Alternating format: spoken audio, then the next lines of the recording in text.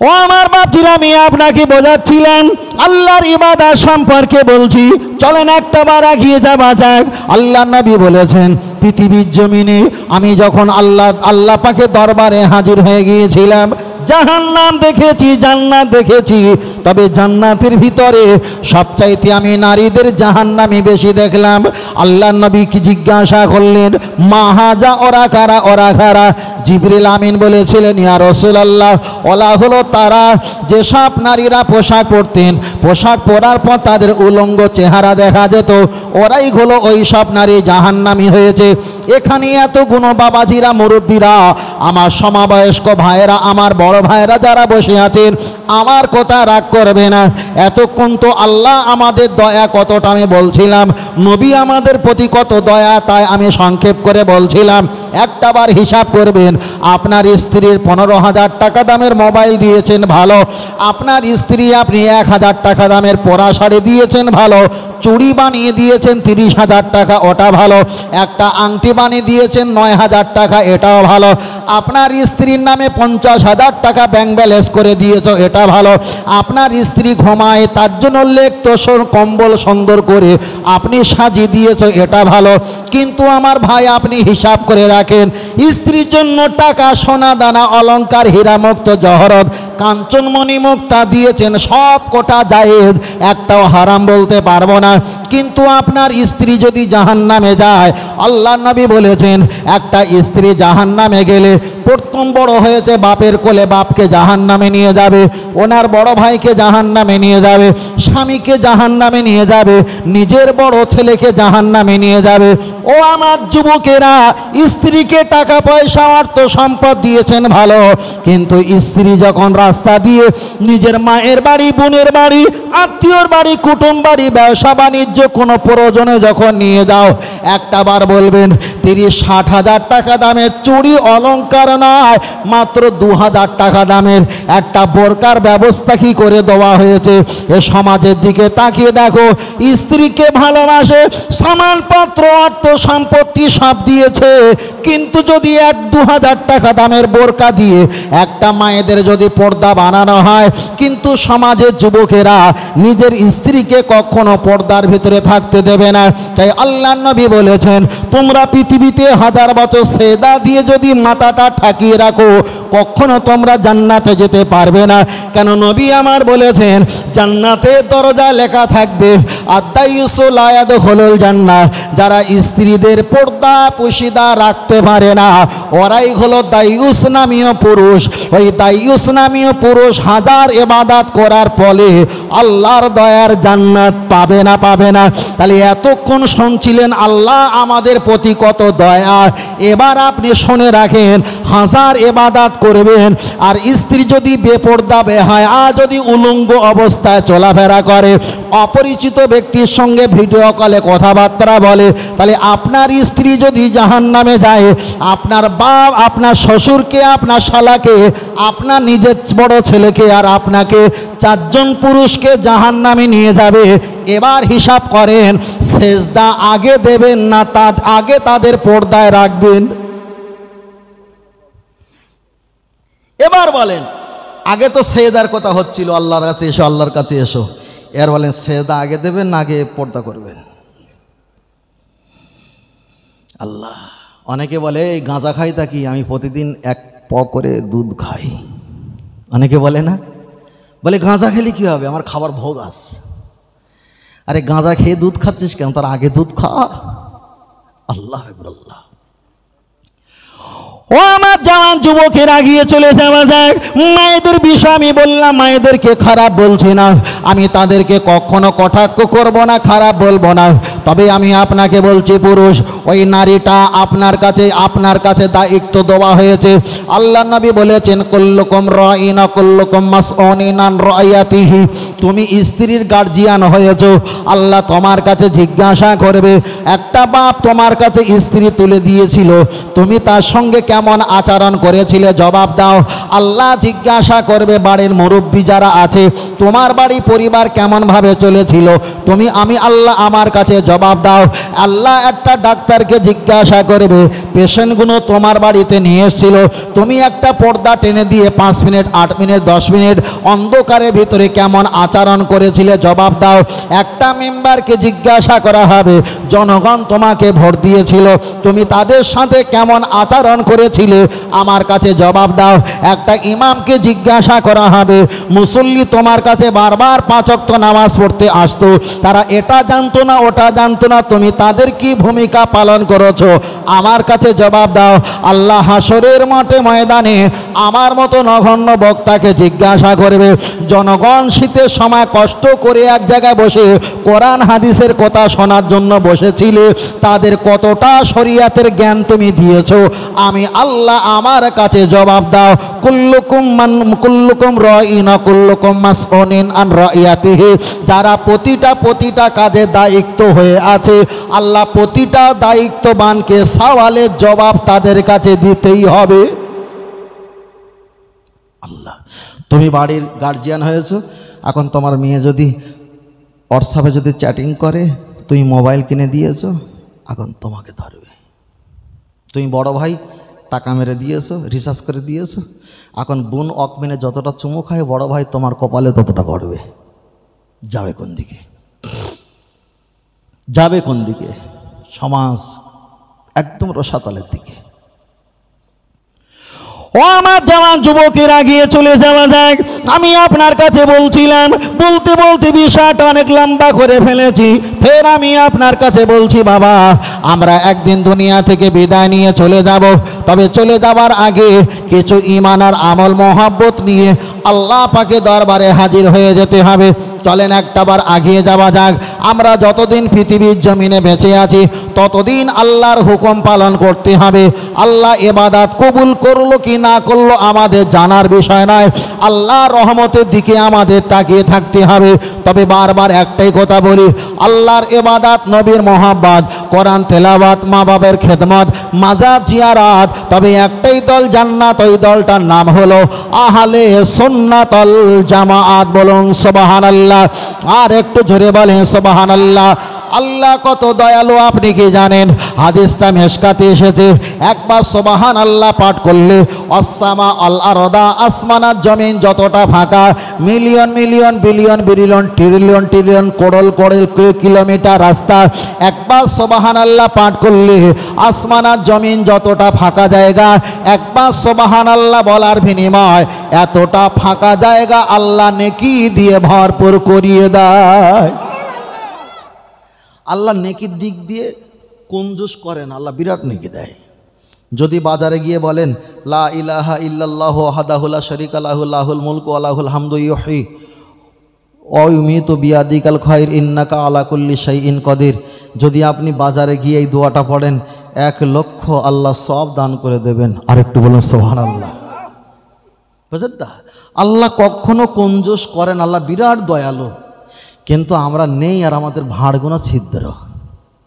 সমস্যা কি? আমাদের ভাঁড়গুলো ছিদ্র, যা আল্লাহ দেয় সব আমরা ফেলে দেই, সব ফেলে দেই। আল্লাহ, চলেন আমি আপনার কাছে বলছিলাম, আল্লাহকে পাওয়ার জন্য, ইবাদত করে কান্নাকাটি করার জন্য কিছু সিস্টেম বলেছি। চলেন আমি আপনার কাছে আর একটা কথা বলি, ছেলেরা যারা এখানে আছো, আপনারা কমপক্ষে জুম্মার দিন কাজটা বন্ধ রেখে অন্তত জুম্মার নামাজ আদায় করার জন্য আল্লাহর ঘর মসজিদে সকাল সকাল যাবে। ইমাম সাহেব বক্তব্য করবে, ইমাম সাহেব বক্তব্যগুলো শ্রবণ করবে। ইমাম সাহেব যখন নামাজ শেষ করবে, আখিরি নামাজ আখিরি দোয়া শেষ করার পর ইমাম সাহেবের কাছ থেকে মসাবা করে আবার দোয়া নিয়ে বাহির হয়ে চলে আসবে। তাহলে একটা সপ্তাহে জুম্মা নামাজ পড়তে গেলে সময় পেয়েছো, আবার যখন সময় পাবে দূরে কাজে চলে যাও, তুমি সকালবেলা ভোরবেলা উঠতে হয়, তখন একটু নামাজটা আদায় করে নাও। দুপুরবেলা ভাত খেতে হয়, গোসল করতে হয়, তখনও কমপক্ষে 4 রাকাত নামাজটা পড়ে নাও। যদি একটু বিকেলবেলা রেস্ট পাও, তখনও 4 রাকাত নামাজটা পড়ে নাও। তুমি বাবা সন্ধ্যার সময় চা বিস্কুট খাবার জন্য চায়ের দোকানে হাজির হও, তখনও 3 রাকাত মাগরিবের নামাজটা পড়ে না। রাতের বেলা তো বাসায় এসে ঘরে ঘুমাতে হবে, ঘুমানোর আগে কমপক্ষে 4 রাকাত এশার নামাজটা পড়ে নাও। তাহলে এখানে প্রমাণ হয়ে গেল 5 ওয়াক্ত নামাজ আদায় হয়ে গেল, দুনিয়াদার হয়ে গেল। এবার আমি আপনাকে বলছি বাবা, আপনি নামাজের সময় আল্লাহর কাছে বলবেন, আল্লাহ আল্লাহ আমার হায়াতকে বাড়িয়ে দাও, আমার হায়াতকে অনেক লম্বা করে দাও। এমন করে দোয়া না করে আর একটা সিস্টেম আমি আপনাকে শিক্ষা দেই। আপনি দেখা যায় ফজরের নামাজ পড়ে আল্লাহর কাছে বলবেন, আল্লাহ আমি জোহরের নামাজ পড়তে যেন পারি, আল্লাহ আপনি কবুল করে নাও। তাহলে জোহর পর্যন্ত আসার ভিতরে আল্লাহ অ্যাক্সিডেন্ট করে মারবে না, কেন আল্লাহ যদি কবুল করে বান্দা জোহরে নামাজ পড়বে, আল্লাহ সুস্থ হালাতে আপনাকে জোহরে নামাজ পড়াবে। আবার জোহরে নামাজ পড়ার পর আল্লাহর কাছে বলবে, আল্লাহ আমি যেন আসরে নামাজ পড়তে পারি, আমাকে সুযোগ করে দিও। আল্লাহ যদি দয়া করে ওই দেখা যায় জোহর থেকে নিয়ে আসর পর্যন্ত এর ভিতরে আল্লাহ বালা মুসিবত দেবে না, আল্লাহ আসরে নামাজ পড়ার সুযোগ করে দেবে। আসরে নামাজ পড়ে আবার দোয়া করবে, আল্লাহ আমি যেন মাগরিবের নামাজটা পড়তে পারি, সুযোগ করে দিও। আল্লাহ আপনার ক্ষতি করাবে না, আল্লাহ সুযোগ করে দেবে। আবার মাগরিবের নামাজ পড়ে আল্লাহর কাছে দোয়া চাইবে, আল্লাহ এশার নামাজটা পড়ে যেন আমি বিশ্রাম নিতে পারি। আল্লাহ আপনাকে বিপদ থেকে রক্ষা করবে, কেন বান্দা আমার সেজদা দেবে, আমার নামে ইবাদত করবে। আল্লাহ এশা পর্যন্ত আপনাকে সুস্থ বিপদ থেকে হেফাজত করবে। এশা নামাজ পড়ে আল্লাহর কাছে দোয়া করবে, আল্লাহ আমি যেন সকালে ফজরের নামাজ পড়তে পারি, সুযোগটা আমার দাও। তাহলে রাতের অন্ধকারে ব্রেন স্ট্রোক, হার্ট অ্যাটাক কোনো রোগ ব্যাধি আল্লাহ দেবে না। আল্লাহ যদি কবুল করে সুস্থ হালাতে ফজরের সেজদা আমার আল্লাহ নেবে। তাহলে প্রতি ওয়াক্তে নামাজ পড়বো, প্রতি ওয়াক্তে আল্লাহর কাছে দোয়া চাইবো। তাহলে নামাজের জন্য দোয়া চাইবো, নামাজটাও আদায় হবে, আর প্রতিনিয়ত হায়াতটাও বেড়ে যাবে, নামাজটাও আদায় হবে। তাহলে একদিকে হায়াতও বাড়বে, একদিকে আল্লাহর ইবাদত করাটাই আল্লাহর পাকের পক্ষ থেকে হয়ে যাবে। এটা একটা সিস্টেম। আমরা খামাখা বলতাম না আল্লাহ হায়াতকে দারাজ করে দাও, এটা ভালো, তবে এই সিস্টেমটা আরো উন্নত। আল্লাহ, আমার কথা কি কষ্ট পাচ্ছেন নাকি বাবু? আল্লাহ, আমি অযথা কিছু বলছি না, একদম সাদা মাটা যেভাবে আমরা বুঝবো। কেন মাদ্রাসা জলসা হলে সেখানে অনেক হাদিস কোরআন বলতে হয়, না বললে যারা আলেম থাকে তারা বললো ওয়াজ করছে, কই হাদিস কোরআন কিছু বলে না তো। আবার যখন বড় জলসা হয় সেখানে বেশি হাদিস কোরআন এবারাত পড়তে হয়, না পড়লে বলবে কি ওয়াজ করতেছে। কিন্তু এটা আমাদের একটা পারিবারিক ঘোরাটোপ, তাই না? পারিবারিক ঘোরাটোপ। তাই এমন কিছু ভাষা দিয়ে বলবো যাতে আমরা সকলে বুঝতে পারি, তাই না? আলহামদুলিল্লাহ, আল্লাহ আমাদের কবুল করেন, বলুন আমিন। ও আমার বাপজিরা, চলে না গিয়ে যাওয়া যায়। নামাজের কথা আমি আপনার কাছে বলছিলাম, ফের একটা বার আমি আপনাকে বলছি, কিয়ামত কবে হবে আল্লাহ ভালো জানে, আল্লাহু আলাম, আমার আল্লাহ ভালো জানে। তবে আমি আপনাদের কাছে জিজ্ঞাসা করি, কিয়ামত কবে হবে?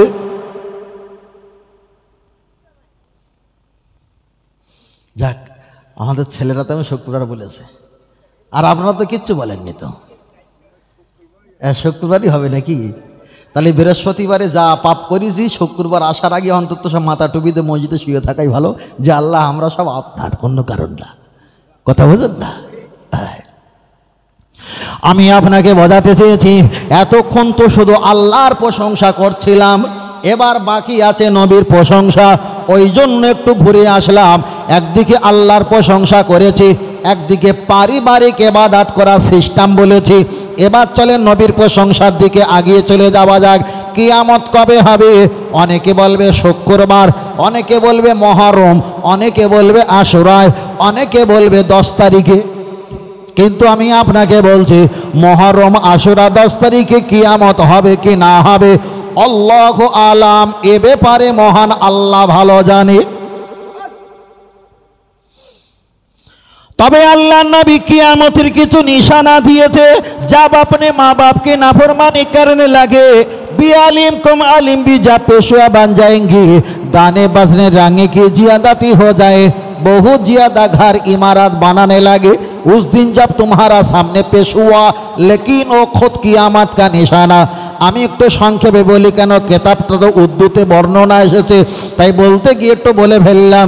যে ঠিক বাংলায় এমন হয়েছে, লক্ষ্য করে দেখা যায় কিয়ামতের নিশানা। নসর আমার বললেন কিয়ামতের আলামত যাকে বলা হয়, যখন দেখবে মা বাপের প্রতি অত্যাচার জুলুম হয়ে যাবে, যখন দেখবে বি আলেম কাম আলেম বি পেশোয়া বান যায়েঙ্গে, যখন দেখবে মূর্খ মানুষ নেতা হবে আর শিক্ষিত মানুষ তাকে বাবু বাবু স্যার বলবে, এটাই হবে কিয়ামতের আলামত। পৃথিবীর জমিনে মানুষেরা উঁচু উঁচু ঘর ইমারত বানালে লাগে। বহুত ঘর ইমারত আমাদের সমাজে, কলকারখানা ঘর ইমারত আছে। গানে বাজনে রাঙে কি জিয়াদাতি হয়ে যায়, গান বাজনায় অট্ট তামাশায় মানুষ তো এখন মত্ত হয়ে গেছে। রসুল বলেছে ইস দিন জব তোমারা সামনে পেশ হুয়া, এই সময়টা যখন তোমাদের সামনে হাজির হয়ে যাবে, ও খুদ কিয়ামত কা নিশানা, ওটাই হলো কিয়ামতের আলামত। তাহলে কিয়ামতের আলামত আমাদের সমাজে কি আর বাকি আছে? বাকি নেই। আরও যদি ব্যাখ্যা করে বলা যায়, অনেক হাদিস পড়তে হবে, যাক ওদিকে যাবে না। চলেন তাহলে কিয়ামত কবে হবে? আল্লাহ নবীকে জিজ্ঞাসা করলেন, ইয়া রাসূলুল্লাহ কিয়ামত কবে হবে? আল্লাহ কি সকালবেলা কিয়ামত দেবে? নবী বললেন না, সকালবেলা আল্লাহ কিয়ামত দেবে না। হুজুর সকালবেলা কেন আল্লাহ কিয়ামত দেবে না? ও আল্লাহ নবী বলেন সকালে কেন কিয়ামত হবে না? নবী আমার জানিয়ে দিলেন সকালে এই কারণে কিয়ামত হবে না, তোমার নবী যেখানে আল্লাহ রহমত আর দয়া সেখানে। তাহলে সকালে 2 রাকাত ফরজ নামাজ আল্লাহর নামে আদায় করবে। 2 রাকাত ফরজ নামাজ পড়ার আগে আমি নবী আমার দিকে রাসূলুল্লাহ তাআলা 2 রাকাত সুন্নাত পড়তে হয়। আমি নবী যেখানে আমার আল্লাহ রহমত সেখানে, ওখানে গজব নাই, গজব নাই। তাহলে আল্লাহ সকালে কিয়ামত দেবে না। সকালে 2 রাকাত আল্লাহর ইবাদত করার আগে নবী সুন্নাত, নবীর দিকে তাকিয়ে 2 রাকাত সুন্নাত পড়তে হয়। তাহলে নবী যেখানে আল্লাহ রহমত সেখানে, সেখানে কিয়ামত গজব নাই। হুজুর আল্লাহ কি জোহরে কিয়ামত দেবে? নবী বললেন জোহরে কিয়ামত দেবে না। হুজুর কেন?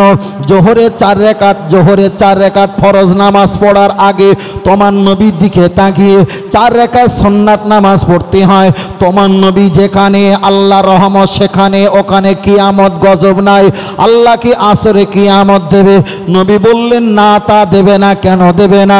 4 রাকাত আসরে ফরজ নামাজ পড়ার আগে 4 রাকাত সুন্নাতে গায়ের মুআক্কেদা, তবুও তো সুন্নাত, আল্লাহ ওখানে কিয়ামত দেবে না।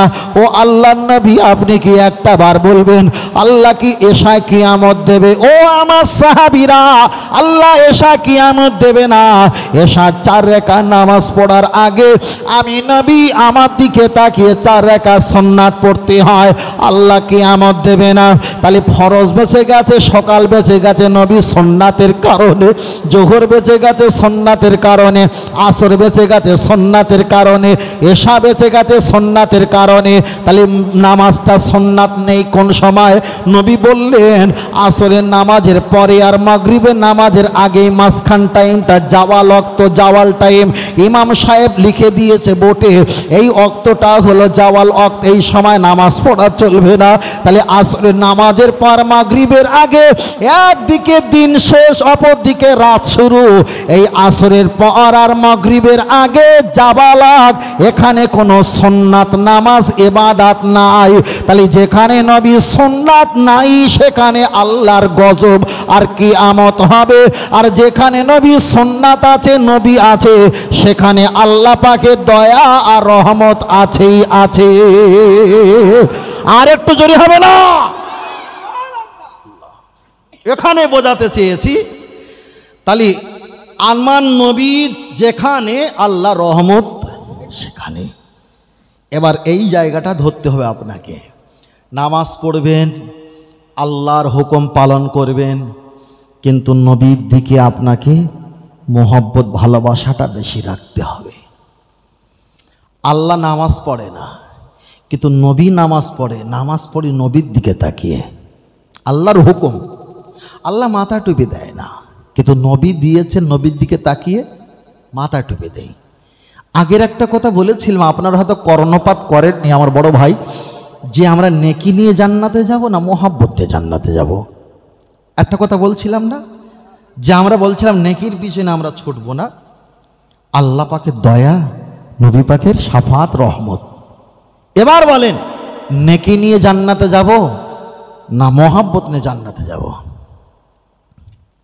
মোহাব্বত, মোহাব্বত, মোহাব্বত। আমরা তো শুধু আমরা পীর মাশায়েখকে মানি বলে আমরা উল্টোপাল্টা কিছু বলি না। যারা মনে করে যে আলফাল উল্টোপাল্টা কিছু বলে, আসলে ওদের ভিতরে শুধু রং আছে, কিন্তু ভিতরে মাটি, ইট না, উপরে রং। আসেন বসেন।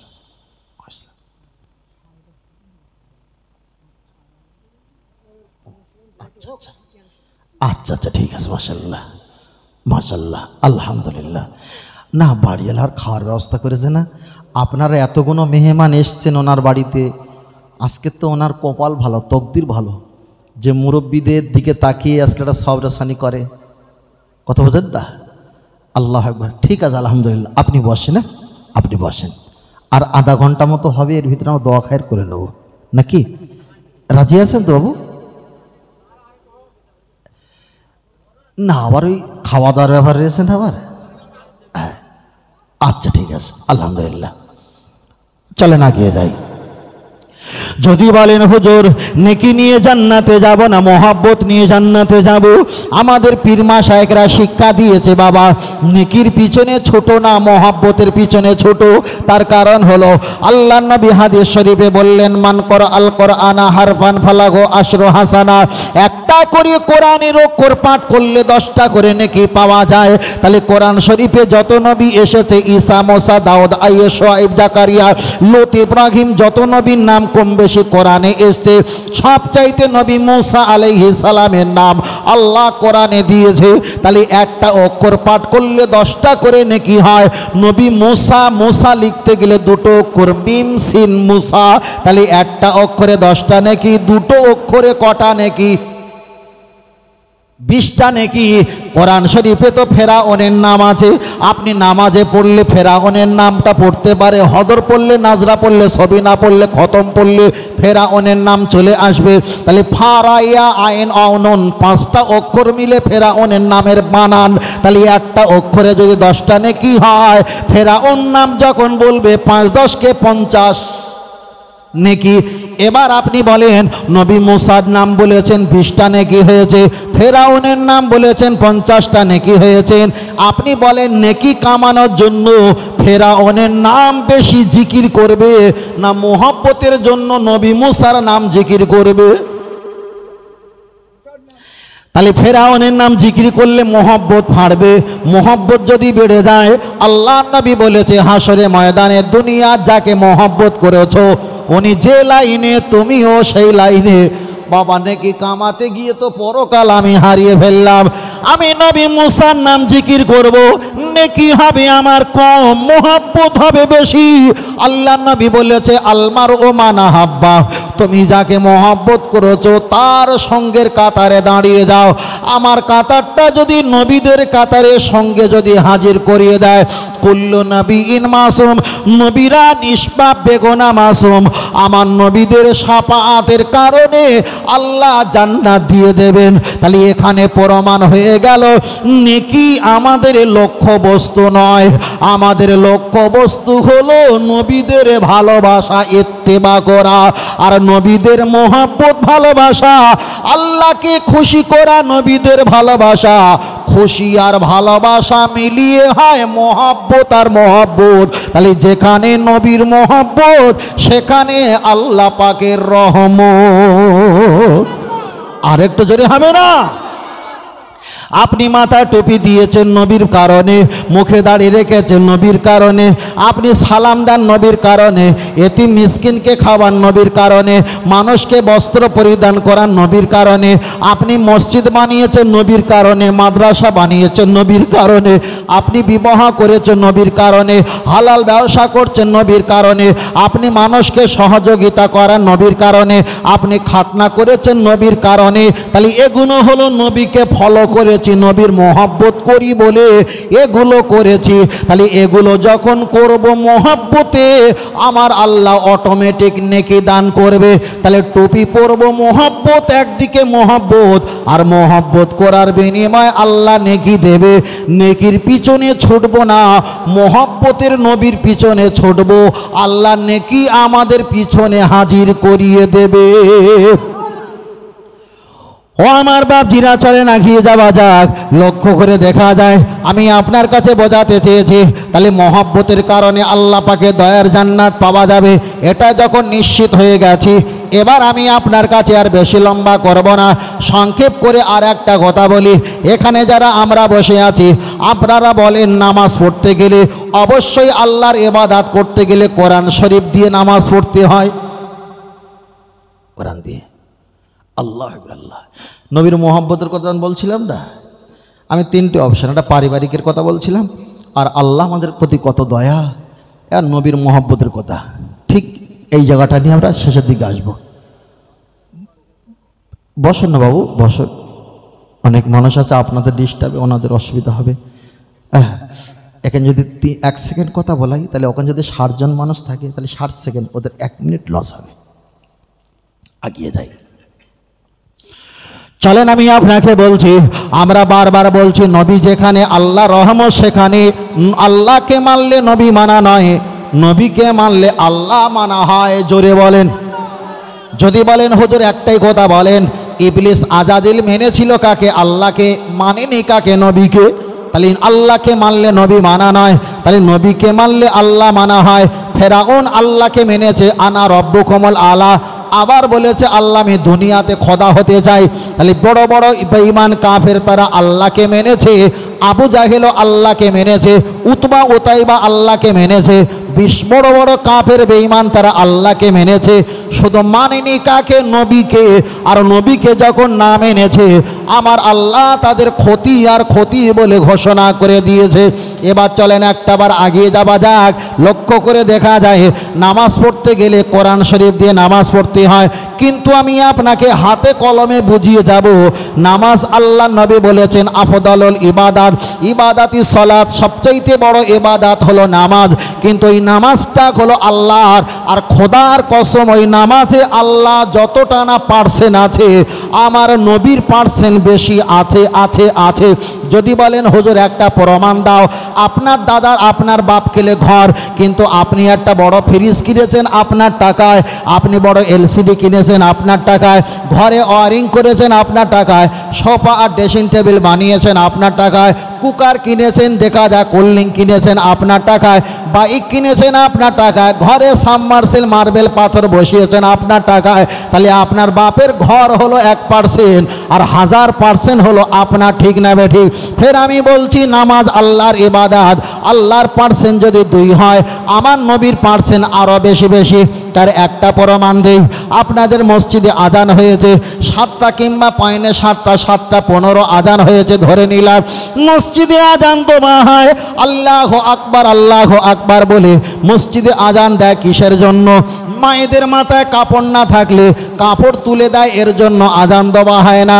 ভাত খাওয়ার জন্য আজান দেওয়া হয় না, ঘুমানোর জন্য আজান নয়, দোকানের শাটার বন্ধ করতে হয় তার জন্য আজান নয়।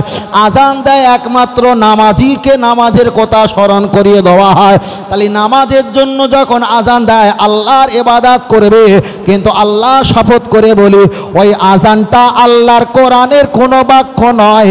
আল্লাহু আকবার আজান কোরআনের কোনো আয়াত নয়, ওই আয়াতটা ব্যাখ্যা আজান হলো আমার নবীর জবানের হাদিস।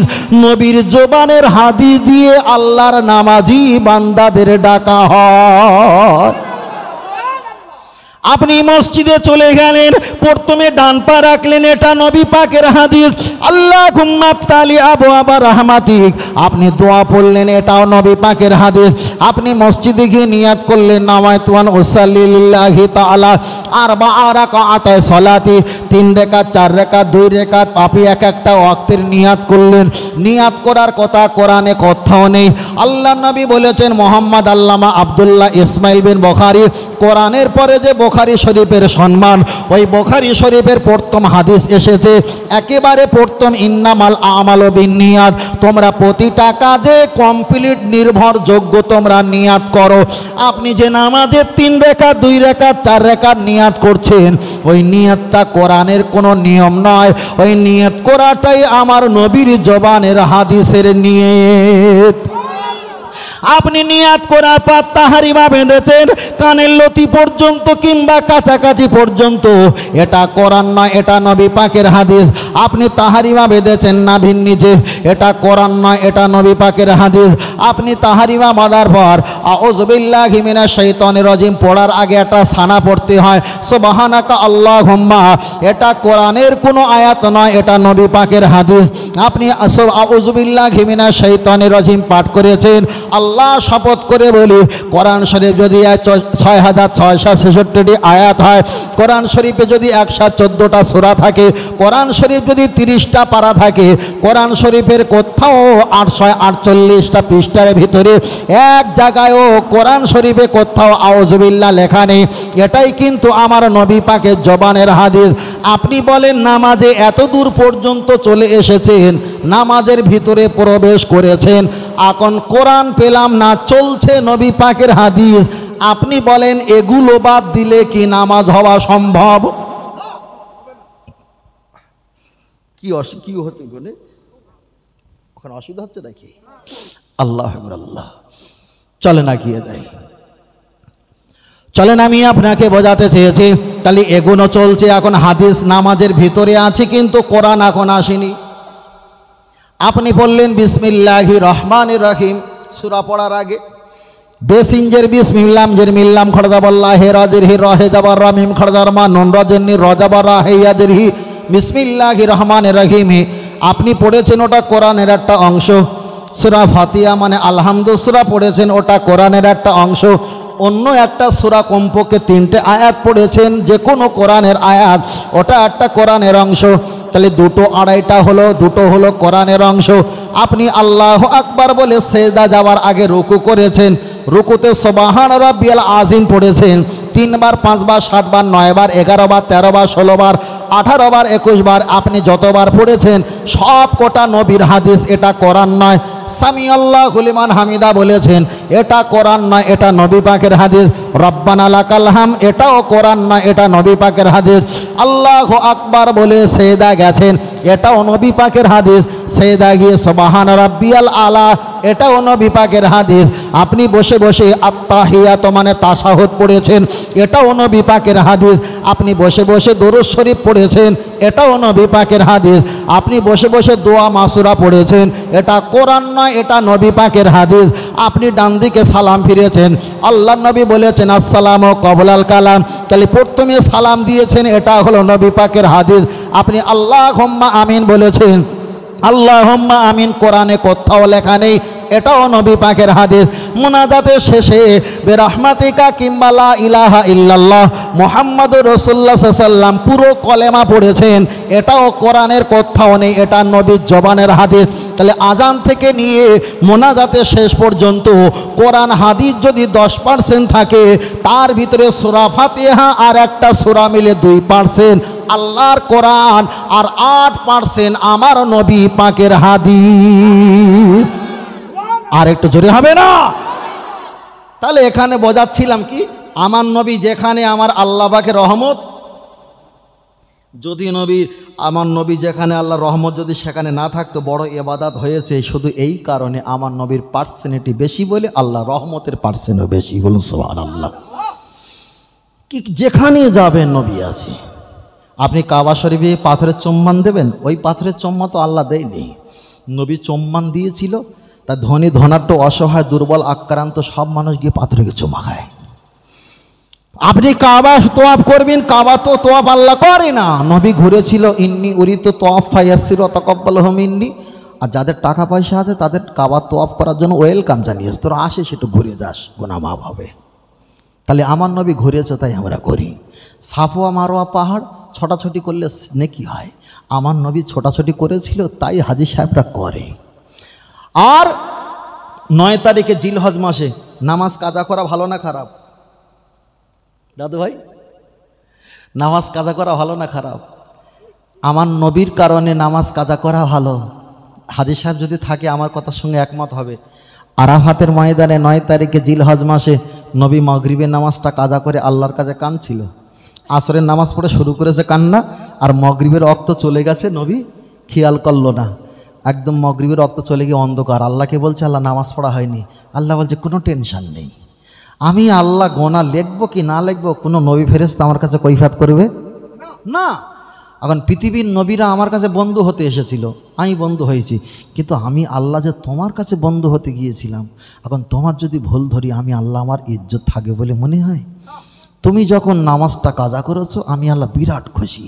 নামাজ পড়া আমার হুকুম, পৃথিবীর যত হাজিরা আসবে এখানে নামাজ কাজা করাটা আমি আল্লাহ ওয়াজিব করে দিলাম। বলুন সুবহানাল্লাহ। মাগরিবের নামাজটা কাজা করে ঠিক আরাফাতের ময়দান থেকে বার হয়ে গিয়ে মসজিদে আছে, ওখানে গিয়ে এশার নামাজ পড়তে হবে, মাগরিবের নামাজটা কাজাটা তুলে নিতে হবে। শুধু নবীর খাতিরে নামাজটা কাজা করতে হয়। কেন? নবী ওখানে নামাজ পড়েননি। আপনি যদি পড়েন তাহলে আল্লাহর কাছে নবীর চাইতে বড় হাম বলে মনে হবে। তাই কোরআন বলেছে, ফাওকা সাউতিন নবিয়্যি ওয়ালা তাজহারু বিহি বিকৌলি কাজাহরি বাদিকুম লিবাদিন আন তাহবাতা আমালুকুম ওয়া আনতুম লা তাশউরুন। তোমরা যদি আমার নবীর ঊর্ধ্বে যদি উঠতে চাও, ঊর্ধ্বে যদি চলতে চাও, ঊর্ধ্বে যদি কথা বলো, ঊর্ধ্বে যদি হাঁটো, ঊর্ধ্বে যদি ইবাদত করো, আন তাহাবাতা আমালুকুম, তোমাদের সব আমল ও আনতুম লা তাশউরুন, আমি আল্লাহ তসনাস করে দেবো। নবী পড়িনি, তোরা এখানে পড়বিনি। ইত্তেবা আমি আল্লাহ, আমার নয়, ইত্তেবা মুহাম্মাদের। বলো সুবহানাল্লাহ। তাহলে এখানে আমরা প্রাসঙ্গিকটা বলছিলাম আল্লাহকে, আল্লাহ আমাদের প্রতি কত দয়া, তারপরে বলছিলাম আমার নবী আমাদের প্রতি কত দয়া, তারপরে একটা পারিবারিক কিছু মশলা বলছিলাম মায়েদের নিয়ে, ছেলেদের নিয়ে, বুঝলেন তা বলছিলাম। কেন? তার কারণ সর্বকিছু বলার পরে একটু উদাহরণ দিতে হয়। রাখাল ছেলে বাড়ি ফিরে যাও, একদম এসি ক্লাসে বসেও মাঝে মাঝে রাখাল ছেলের নাম নিতে হয় না? নিতে হয়। তা আমাদের কিছু জ্ঞান সঞ্চয় করার জন্য আমাদেরকে কিছু ভিতরের কথা একটু টেনে নিয়ে আসতে হয়। না নিয়ে আসলে আমাদের ব্রেনগুলো মোটা হয়ে গেছে, কিছু বুঝতে পারি না, কিছু বুঝতে পারি না। এটা তাকবীর, নারায়ে তাকবীর। আর এটা সকলে বলেন নারায়ে তাকবীর, সকলে বলেন আহলে সুন্নাত আল জামাত, সিলসিলাহাত ফুরফুরা শরীফ, মদিনা মক্কা শরীফ, আল কোরআনের আলো, আল হাদিসের আলো। নারায়ে তাকবীর, নারায়ে তাকবীর। দরুদ শরীফ আল্লাহুম্মা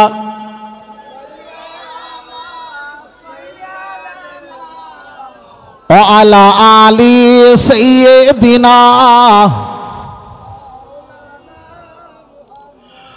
ও গো আমার প্রিয় নবী, তোমার প্রেমে পাগল সবই, হায় জন্ম আমার নদিয়াতে, রেখোছ আমায় পাগল করে, হায় জন্ম আমার ইন্ডিয়াতে, রেখোছ আমায় পাগল করে। রসুল তোমায় ভালোবাসি, মন হৃদয় উজাড় করে, বুকের মাঝে জ্বালায় আমার, দূর হবে তোমার দিদারে, দূর হবে তোমার দিদারে। বলুন সুবহানাল্লাহ। আর এটা জোরে হবে না? ও নবী সুখে তুমি, দুঃখে তুমি, মুখে তুমি, বুকে তুমি, হায় মায়া যদি লাগে তোমায়, মায়া যদি লাগে তোমায়, দিদার দিও স্বপ্ন যোগে, রসুল তোমায় ভালোবাসি, মন হৃদয় উজাড় করে, বুকের মাঝে জ্বালায় আমার, দূর হবে তোমার দিদারে, দূর হবে তোমার দিদারে। আল্লাহুম্মা, খুব জোরে পড়েন বড় ভাই, পড়েন জবান থেকে, মাশাআল্লাহ। নবীর শানে ওয়া আলা আলি